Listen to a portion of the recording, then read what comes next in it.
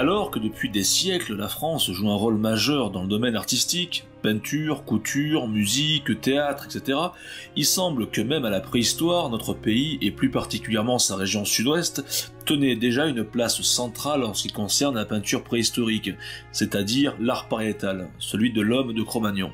Avec toutes ces grottes, gouffres, cavernes et autres cavités naturelles que la nature avait façonnées pendant des lustres, les hommes préhistoriques de l'époque y avaient trouvé la matière à s'exprimer et à exposer leurs œuvres, les toutes premières de l'humanité. Aujourd'hui, pour ce 6e épisode de la saison 3 de mon émission Chasseurs de fantômes, nous allons nous intéresser à une très célèbre grotte connue mondialement. Elle se trouve sur la commune de Montignac, en Dordogne, dans la vallée de la Vézère. C'est l'une des plus importantes grottes ornées du Paléolithique par le nombre et la qualité esthétique de ses œuvres. Elle est parfois surnommée la chapelle Sixtine de l'art pariétal, ou le Versailles de la préhistoire, selon le très renommé préhistorien Henri Breuil. Les peintures et gravures qu'elle renferme n'ont pas pu faire l'objet de datation directe. On estime leur âge entre 18 et 17 000 ans. C'est dans ce contexte que je vais vous conter et vous faire découvrir l'un des berceaux de l'humanité, les grottes de Lascaux.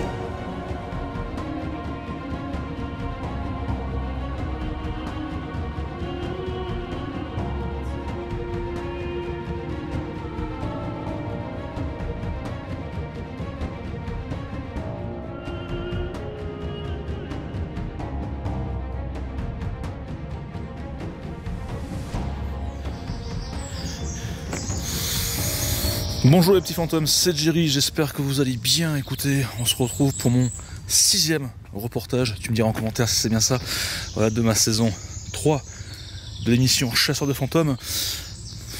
Sentez-moi ça, je sais que tu peux pas, mais j'essaie de le décrire. Je suis en plein bois, il est 9h15 du matin, il est très tôt, je sais, j'ai les yeux qui piquent. Je suis dans cette nature enchanteresque, on peut entendre les oiseaux.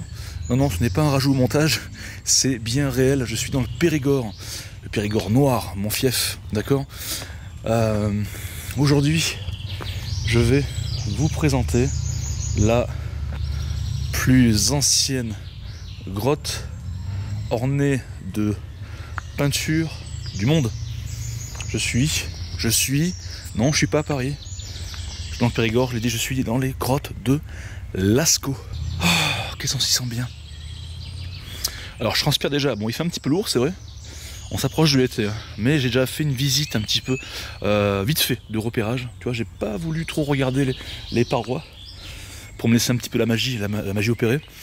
Mais il fallait un petit peu que voilà, je sache où aller quoi, et quoi faire. J'aimerais vous raconter l'histoire, comment a été découvert cette cavité, dans quelles circonstances, tout en déambulant tranquillement. Le 8 septembre 1940, Marcel Ravida et son chien Robot se promène dans les bois, quand tout à coup, Robot, son chien, est attiré par un lapin. Donc le chien commence à s'exciter, il lui court après, le lapin bien sûr arrive à se sauver, et Marcel, qu'est-ce qui se passe, court lui aussi, après son chien. Il s'aperçoit que son chien Robot est coincé dans un petit trou, et il se rend compte qu'en fait, il a découvert une cavité, qui est très sombre, d'accord, c'est un peu compliqué.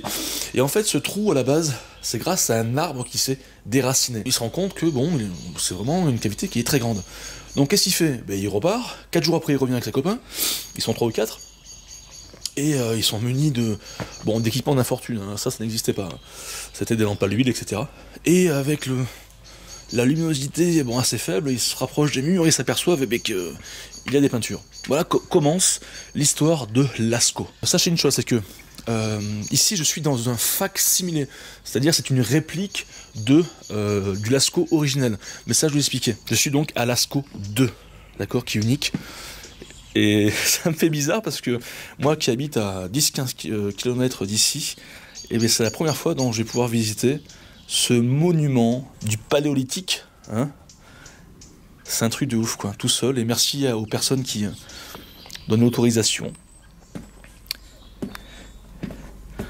Ça fait quelque chose, hein. Je te cache pas.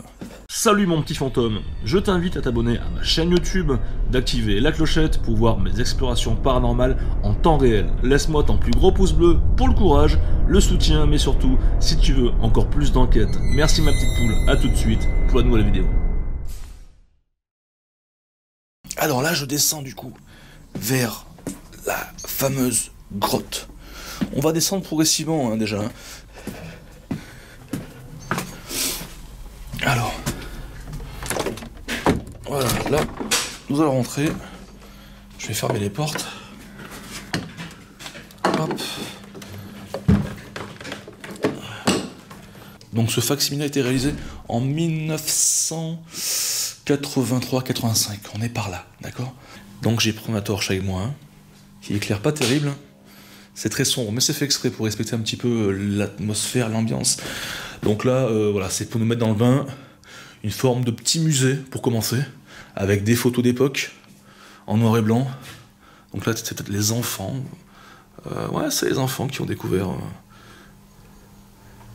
le site originel, avec bien sûr des personnes du coin, des adultes.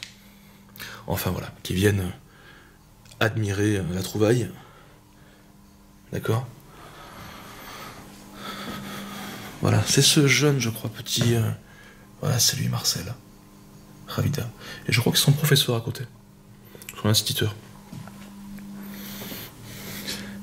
C'est émouvant. C'est la classe, quand même. Donc voilà, alors qu'est-ce que je peux vous dire ? Alors la question que vous vous posez, peut-être, c'est pourquoi faire un fac-similé du premier Lascaux ? En fait, il y a une seule réponse, c'est pour conserver le premier site. D'accord ?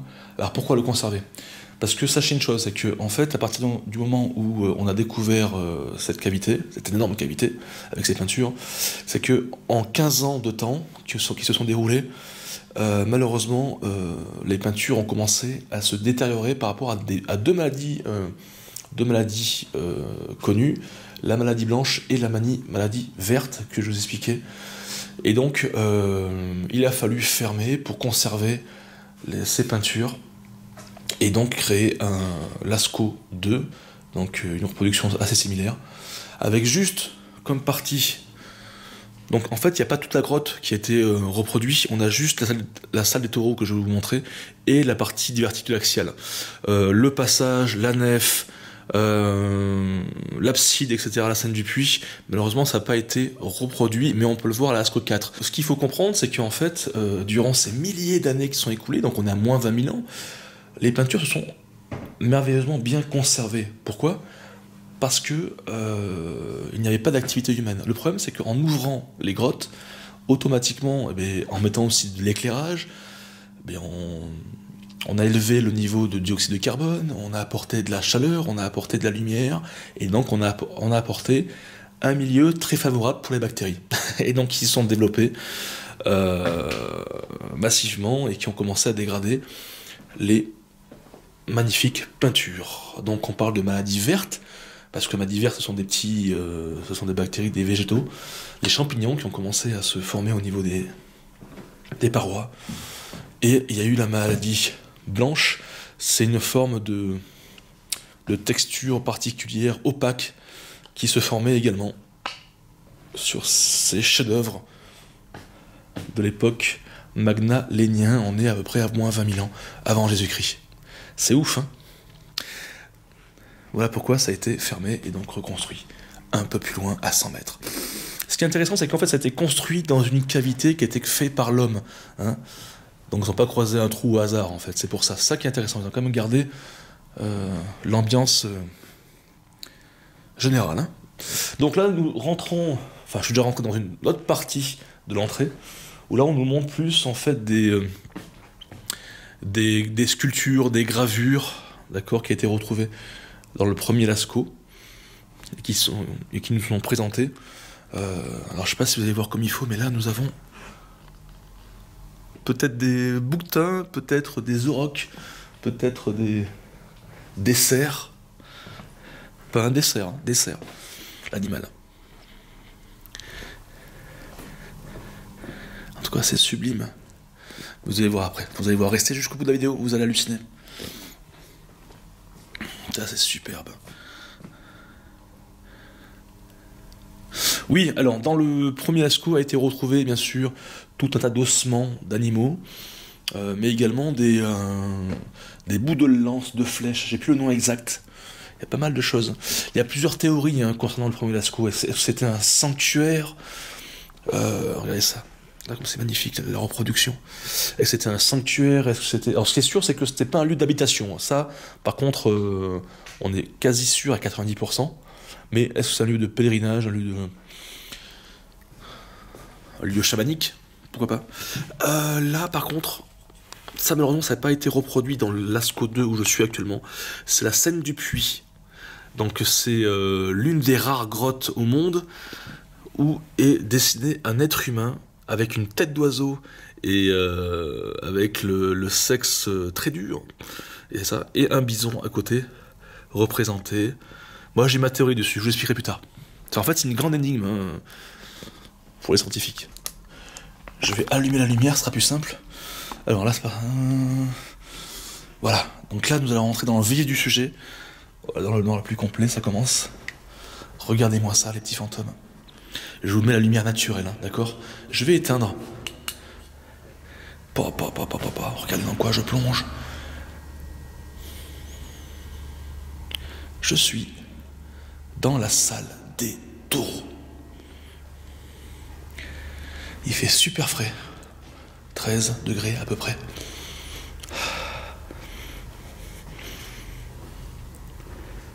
Je vais laisser là. Je vais déambuler sans lumière comme ça, dans un premier temps. Et après on allumera. Alors qu'est-ce qu'on peut remarquer?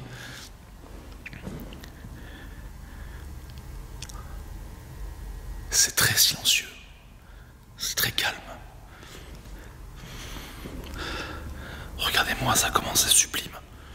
Vous avez vu comment c'est beau?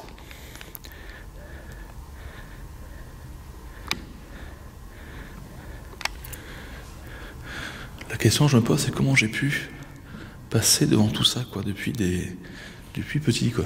Non, mais franchement, c'est sublime. Alors, les peintures seraient datées, on estime à moins 18 000 ans, ce qui est très ancien. Regardez-moi ça, comment c'est sublime. Waouh! C'est de l'art pariétal, hein, donc c'est la technique de peinture sur les parois. Alors, la question que je me pose, c'est comment ils ont pu... En fait, c'est comme ça dans le vrai Lascaux, c'est une réplique au millimètre près. Mais comment ils ont pu, si tu veux, parce que le sol il est là, le sol est là, mais comment ils ont pu peindre? Ah, ils avaient des échafaudages, c'est impossible.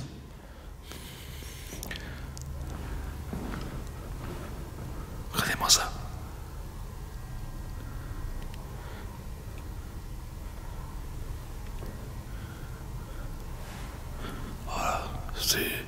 C'est vraiment une chance d'être là. Vous savez, je commence à parler doucement parce qu'en fait, c'est comme si je ne voulais pas perturber le cycle naturel des choses, en fait. Alors ça m'embête de mettre de la lumière naturelle. La lumière artificielle, je vais essayer comme ça. Wow, elle est super bien dessinée, quoi.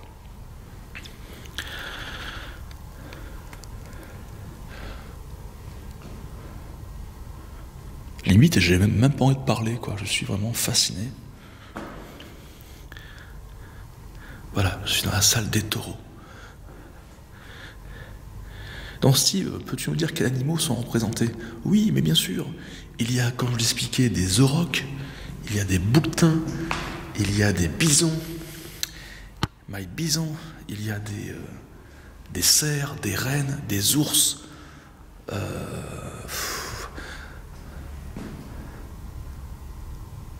y a un petit peu de tout, quoi. Regardez comment c'est sublime.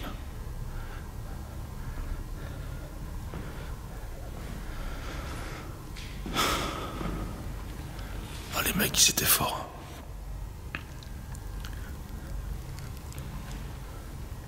C'est merveilleux.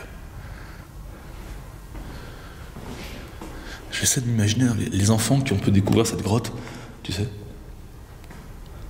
Quelles réactions ils ont pu avoir? Bon, ils ont dû être enchantés, émerveillés, tu vois. Ça, c'est clair. Et après, je suis en train de me dire, mais les hommes donc de Cro-Magnon, comment ils ont pu faire ça, quoi? Et on se demande aussi également, mais pour quelles raisons? Est-ce que c'est pour marquer leur temps? Est-ce que ce sont des artistes? Est-ce que c'est une forme de sanctuaire? Est-ce qu'ils vénéraient ces animaux? C'est ça la question qu'on se pose en fait. Et vu qu'il n'y a pas d'écrit, il n'y a pas de source, car c'est très ancien, donc on se laisse porter par notre imagination finalement. Allez, on va continuer. Donc là, on va aller dans le diverticule axial, qui est également richement orné. Regardez-moi ça. Donc, ils ont utilisé quel produit pour faire ces sculptures, ces peintures. Donc, ce sont des minerais naturels, hein, donc peut-être du charbon, peut-être des trucs comme ça. Ouais, c'est magnifique. Alors j'ai plus les termes exacts, hein. Le jaune c'est tel minerai, le rouge. Dites-moi en commentaire si vous savez les petits fantômes. J'ai pas trop retenu ça par contre. Mais tout est naturel à l'époque, hein, tu m'étonnes. Alors est-ce que c'est du vrai sang pour la partie rouge ou une forme d'oxyde, tu sais? Oh, je suis fasciné. C'est beau. C'est beau, beau, beau.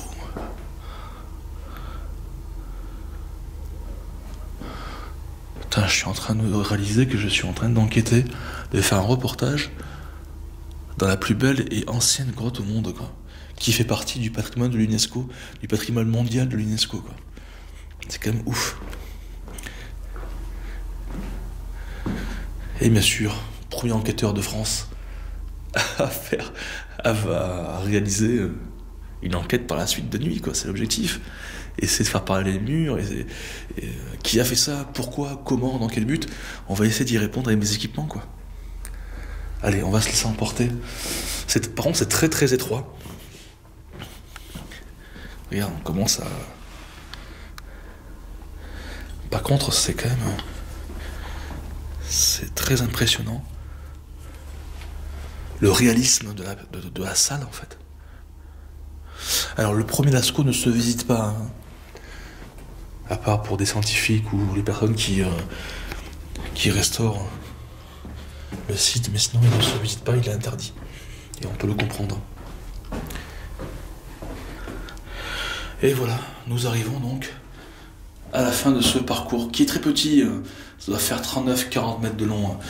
Pourquoi? Mais comme je vous l'ai expliqué, c'est que, à la sortie là, dans ce facsimilé, tout n'est pas reproduit à identique, car très onéreux, c'est un coût, hein. À l'époque, ils n'avaient pas trop les moyens, et donc ils n'ont pas mis les parties comme le passage, la nef, la bastide, le puits, enfin, il y a pas mal aussi de gravures qui ont été donc pas mis en évidence, mais on peut le retrouver à Lascaux 4. À la sortie là. Ouais, petit fantôme, on est de retour au milieu des bois, d'accord.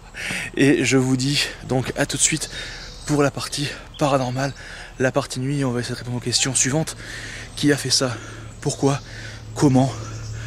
Par quel procédé?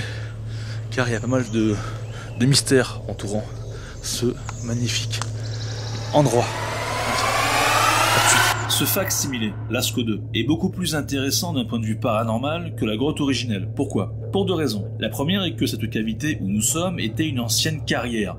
Et cette ancienne carrière était une ancienne cavité. Par conséquent, une forte activité humaine par le passé. La deuxième, c'est qu'elle se situe à une centaine de mètres, même pas, de la véritable grotte. Nous savons que la véritable grotte n'était pas un lieu d'habitation, mais il est possible que celle-ci en était une pour les hommes de Cro-Magnon, et plus proche dans le temps pour les personnes qui extraient les minéraux. C'est ce que je vais essayer de savoir avec ma collaboratrice qui a bien voulu m'accompagner. Et voilà les petits fantômes, on se retrouve dans la partie nuit. Et oui, je suis dans les grottes de Lascaux, le facsimilé. Je sais ce que vous êtes en train de vous dire, mais qu'est-ce qu'il fait avec cette barbe, ces cheveux qui partent dans tous les sens, et cet accoutrement que vous allez voir, parce que je ne tiens pas la caméra, c'est pas mon assistante, mais c'est Sonia. Donc elle va m'accompagner, et on va essayer un petit peu de changer un petit peu de concept, c'est-à-dire que c'est pour ce reportage, c'est elle qui va me filmer, il y aura toujours un face cam, et puis voilà. Donc pourquoi je suis habillé ainsi? Vous le savez, pour ceux qui sont là depuis très très longtemps et qui me suivent sur ma chaîne YouTube, c'est pour établir plus facilement peut-être le contact avec le monde invisible, l'au-delà. Nous sommes dans une grotte. l'une des plus anciennes au monde, ornée de sculptures. D'ailleurs, Sonia, tu peux te rapprocher.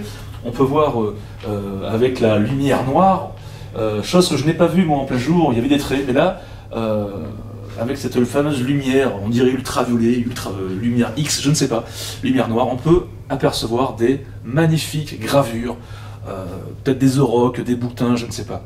On peut voir un cheval ici, sublime, c'est super beau. Voilà.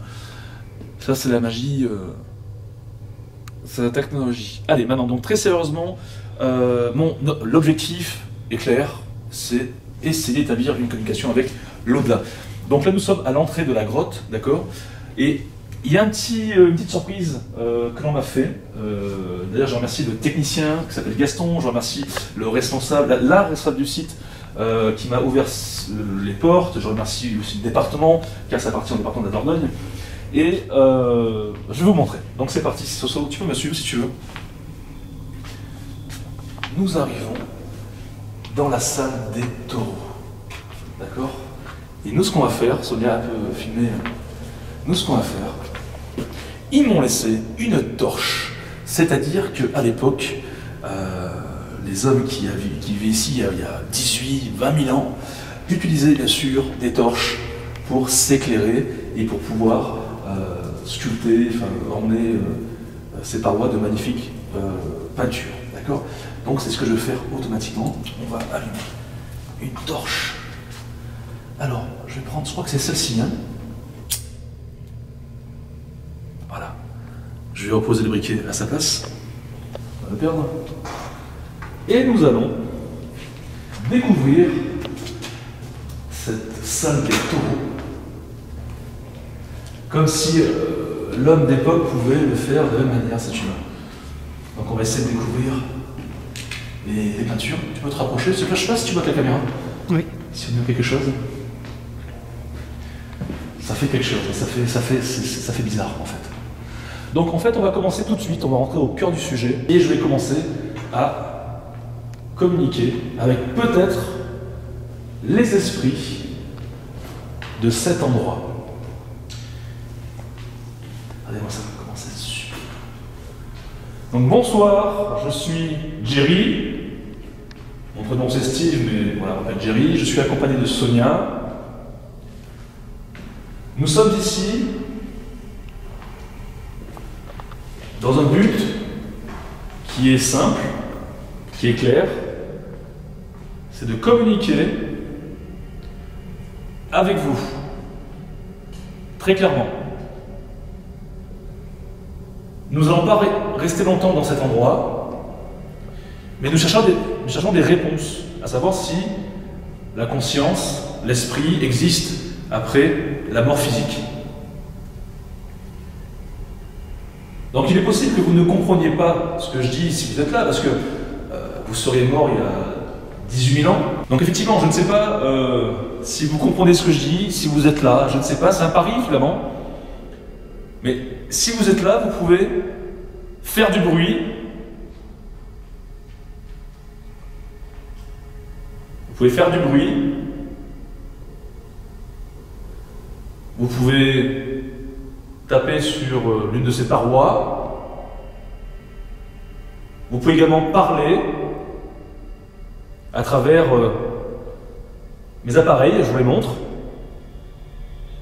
Vous pouvez vous rapprocher de nous également.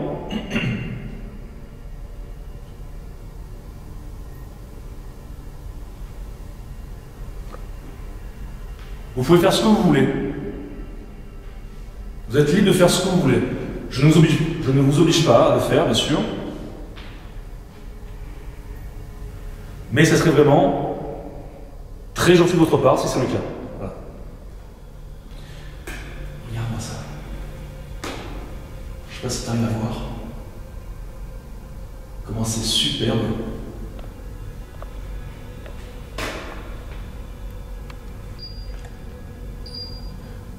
Donc là, ce qu'il faut savoir, c'est que, je ne vous l'ai pas dit, mais vous l'avez remarqué, il n'y a aucune lumière. C'est-à-dire que dans la salle des taureaux, ainsi que dans le diverticule axial, dans le passage qui mène à l'autre salle, dans le passage, le courant a été coupé. D'accord? Nous sommes actuellement à 0 milligauss, ce qui est tout à fait normal. D'accord? Il n'y a pas de champ électronique qui pourrait interférer cet appareil. Je vais faire un truc qui est simple, je vais la rapprocher de ma GoPro, et je pense que Sonia, tu as toujours 0,0 à l'écran. Oui. D'accord. Je vais aussi le rapprocher de mon caméscope qui est ici. On voit également toujours 0,0. Donc ça veut dire que mes appareils n'interfèrent pas avec cet accessoire. D'accord? Maintenant, je vais demander aux esprits des lieux, si vous êtes là, de vous rapprocher de moi et de toucher cet appareil pour me signifier votre présence, s'il vous plaît.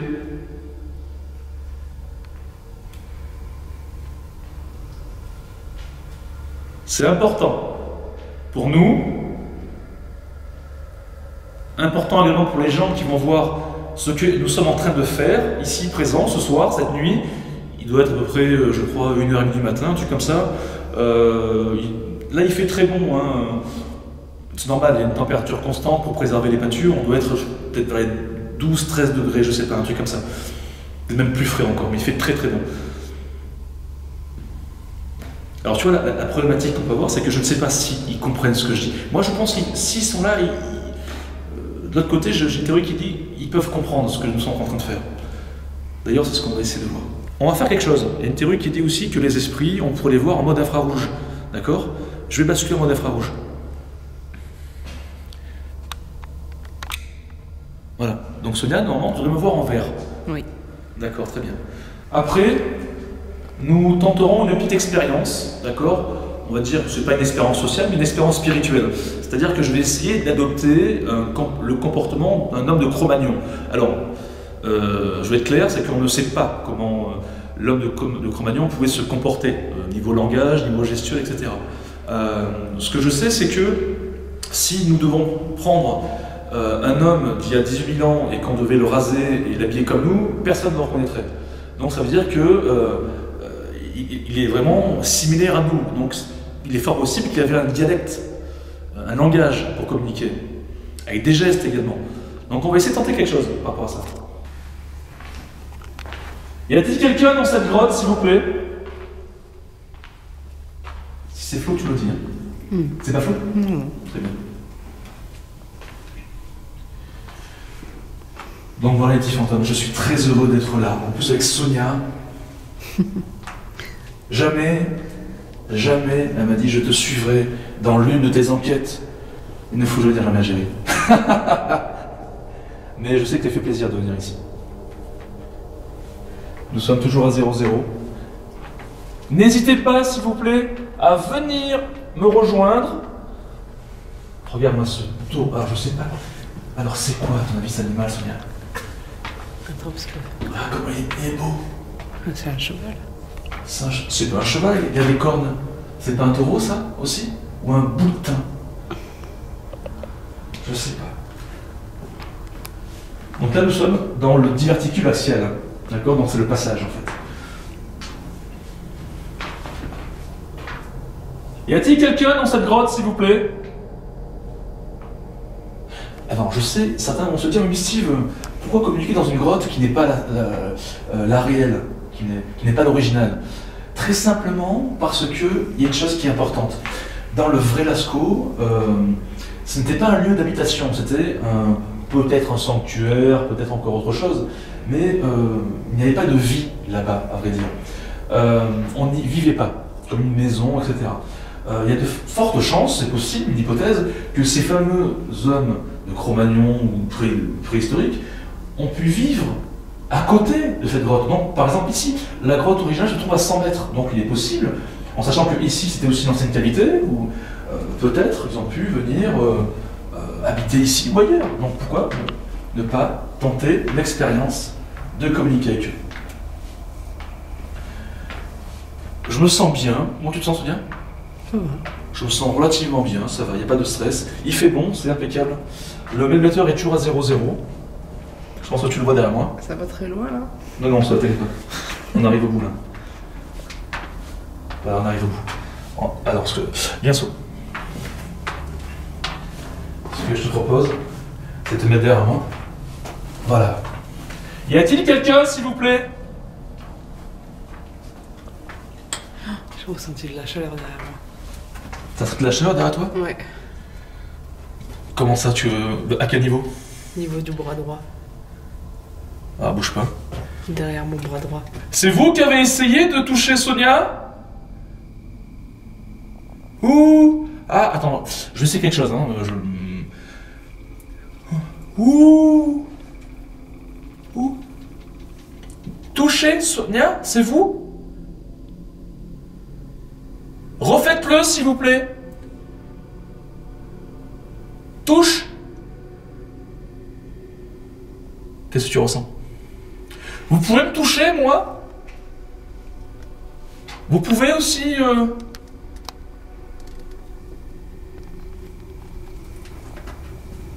Bon.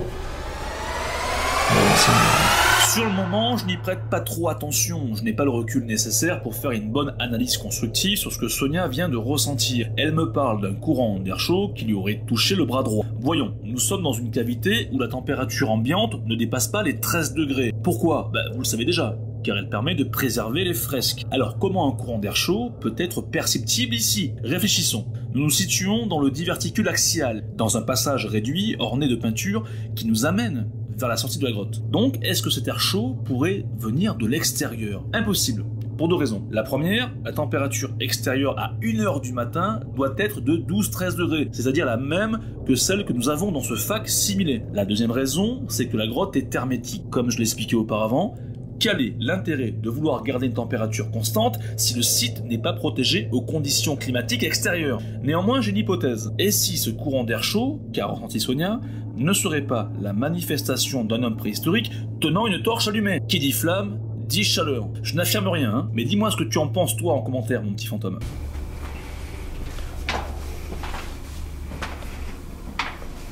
Ah, c'est impressionnant ce projet. Ah, comment c'est beau. On va faire les séances de Spirit Box. Je lâche l'affaire pour le Mal Network pour l'instant. Alors, j'ai enlevé la Night Shot, d'accord? On va prendre plusieurs séries de photos, d'accord, tout de suite.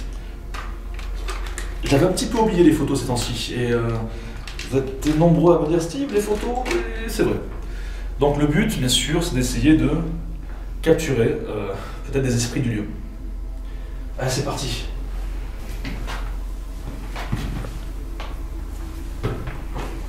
C'est étroit là. C'est super étroit, hein? Mais ça va aller.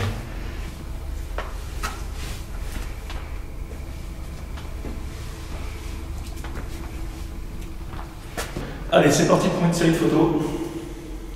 Je vous demande de vous manifester, s'il vous plaît, si vous êtes là. Vous pouvez vous montrer tout de suite, c'est parti.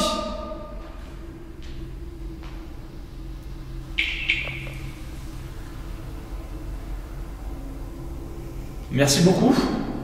Je reprends une photo tout droit, là-bas. Manifeste-toi, s'il te plaît. Merci. J'y crois quelque chose. J'ai cru voir peut-être des orbes ou quelque chose. Je vais reprendre une photo, bouge pas Sonia. Je vais reprendre une photo on va voir.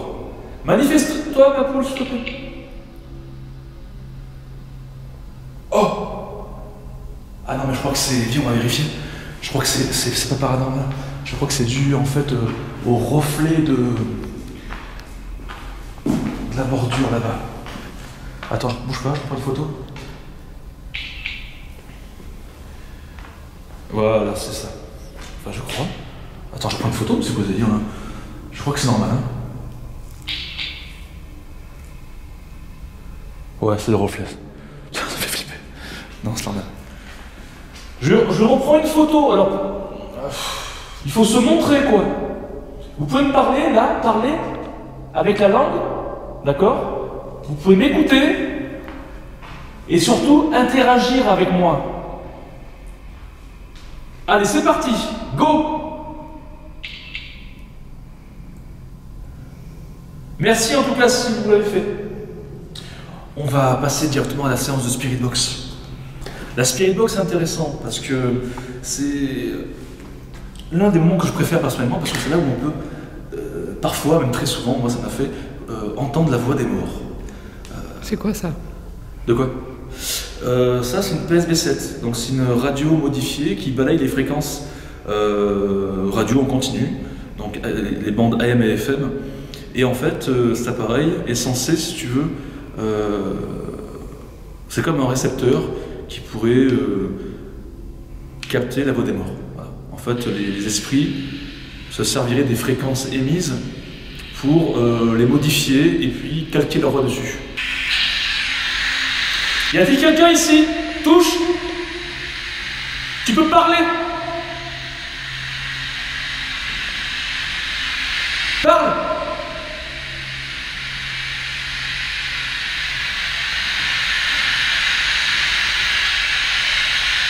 Ouh ah ah ouh ah ouh ah ah ouh.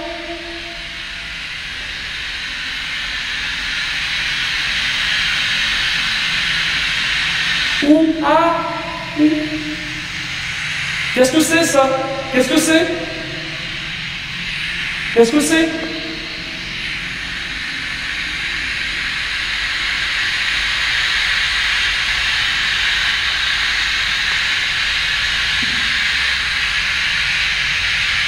Vous êtes là?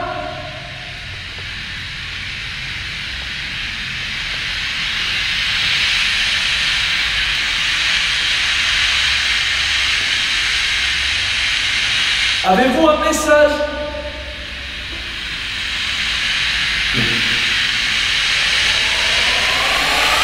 Quelque chose d'incroyable vient de se produire. Je suis en train de réaliser une séance de Spirit Box dans le fac-similé de Lascaux, accompagné de Sonia. À la question « Avez-vous un message à nous communiquer ?», j'entends comme un 1 qui ne provient pas de la Ghost Box, mais qui est capté par le micro de ma caméra principale.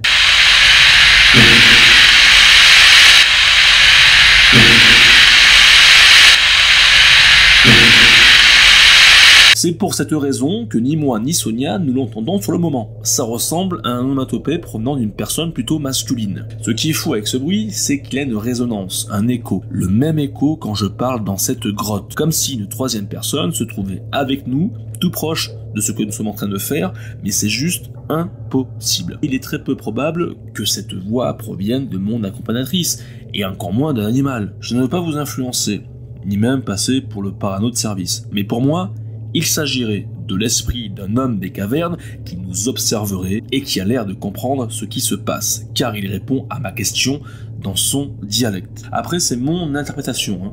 Ce n'est pas une vérité absolue. J'ai hâte de lire ce que vous en pensez, mes petits fantômes. À quoi servait ce site? Quelle est sa fonction?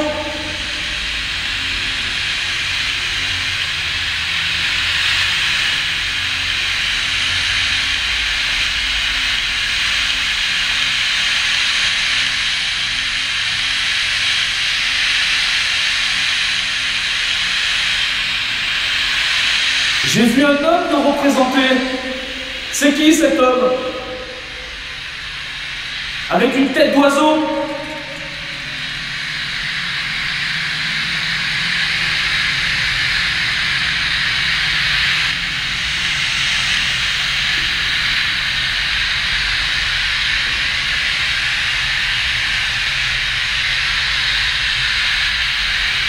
Vous comprenez ce que je dis?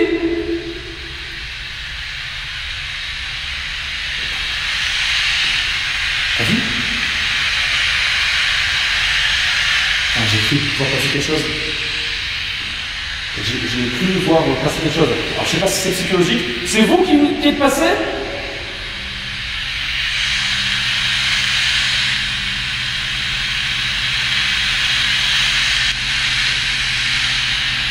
Ah, ça fait comme un... Alors, je pense pas que c'est un oiseau, hein. Peut-être que ça l'a filmé, peut-être que la caméra l'a filmé, je sais pas. Mais j'ai pu voir quelque chose passer en fait, mais très vite. Genre, j'ai halluciné. C'est vous qui êtes là? Merci. Faut entendre.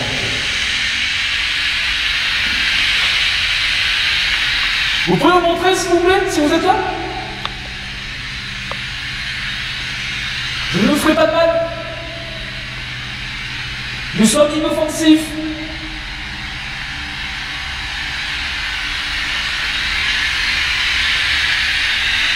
Vous pouvez utiliser ça pour parler, là. Merci. Oh, j'ai compris quelque chose là. C'est vous qui parlez?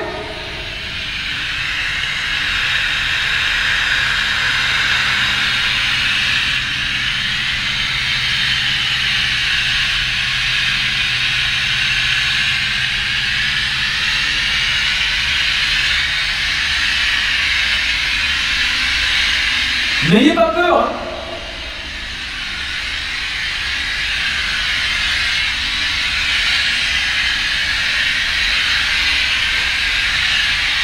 Ah, il y a un courant d'air par ici. Ah, il y a du froid.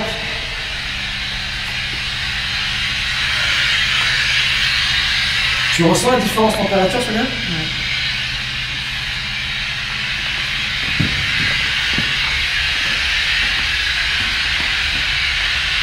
C'est vous? Pouvez-vous me dire un mot? Un seul mot, s'il vous plaît, c'est très important.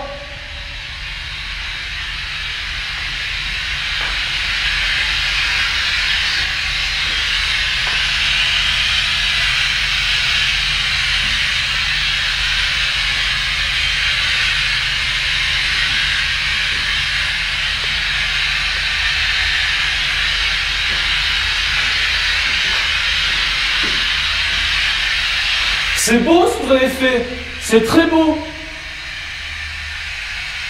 Comment tu t'appelles? Quel est ton nom? Moi c'est Jerry. Et toi? Là, ça, c'est un cheval.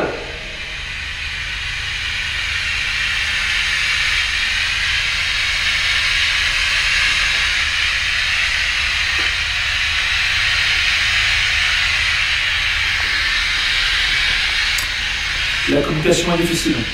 Alors, soit il n'y a personne, ceci expliquerait cela, soit ça ne marche pas parce qu'ils n'ont pas forcément d'énergie, soit ils n'ont pas envie de communiquer avec moi, avec nous, soit il peut y avoir des freins qui les empêchent, je ne sais pas. Y a-t-il quelqu'un, s'il vous plaît, ici dans les grottes?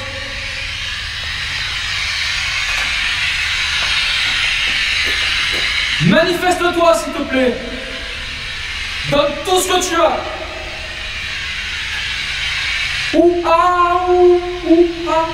Alors j'essaye de communiquer, c'est pas évident. De toute façon, vous avez un langage différent. C'est un test que je fais. J'essaie de m'imprégner des lieux.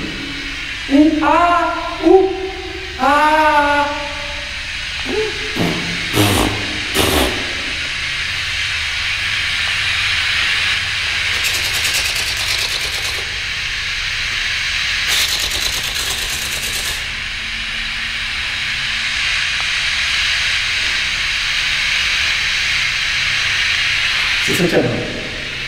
C'est très très calme. Je vais arrêter la séance du Spirit Box. C'est très calme. J'ai cru entendre quelque chose, un petit mot. Bon, ça reste à voir dans l'analyse. Les photos, c'est fait. Comment tu te sens, Sonia? C'est important de... Toi, personnellement, qu'est-ce que pour l'instant, qu'est-ce que tu t'en penses?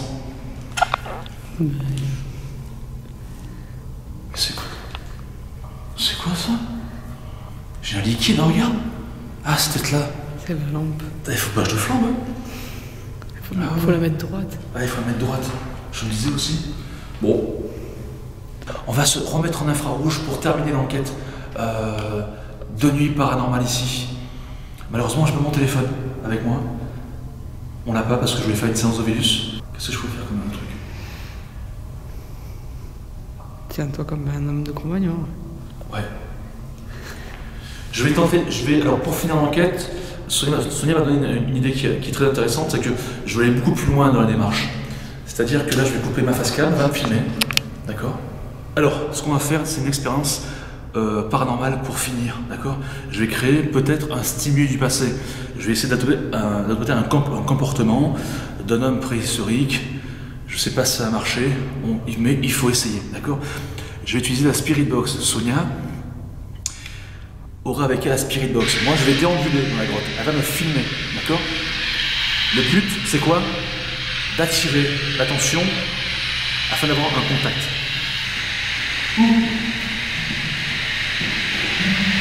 Ah.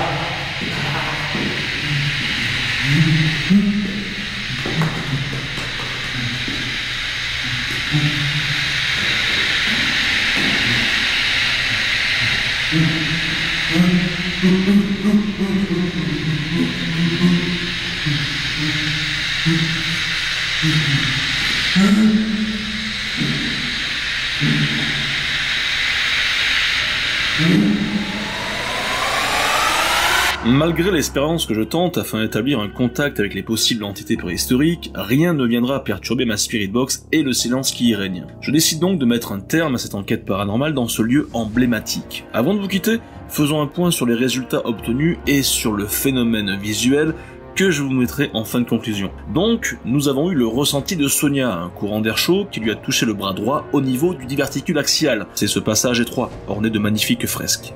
Y a-t-il quelqu'un, s'il vous plaît?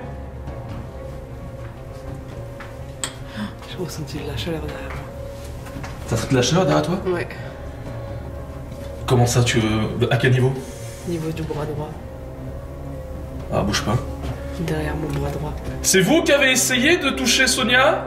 Quelques minutes plus tard, nous avons ce magnifique PVE dans la salle des taureaux. Alors, est-ce un esprit de l'époque de Cro-Magnon ou un phénomène rationnel? À vous de me dire en commentaire.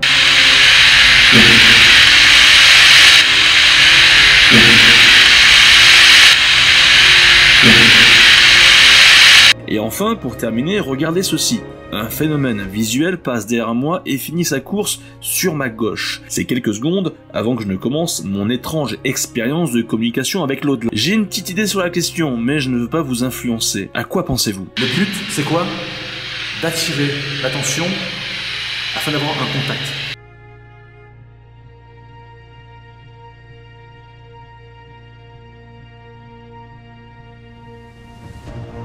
Allez, à 10 000 pouces bleus, si vous avez aimé ce genre de concept avec le déguisement, je recommencerai l'expérience dans un lieu inédit. N'hésitez pas à vous abonner pour les nouveaux petits fantômes sur ma chaîne, à activer la clochette et à partager ce reportage à vos amis. Cela m'aidera beaucoup à faire vivre mon émission de chasseurs de fantômes.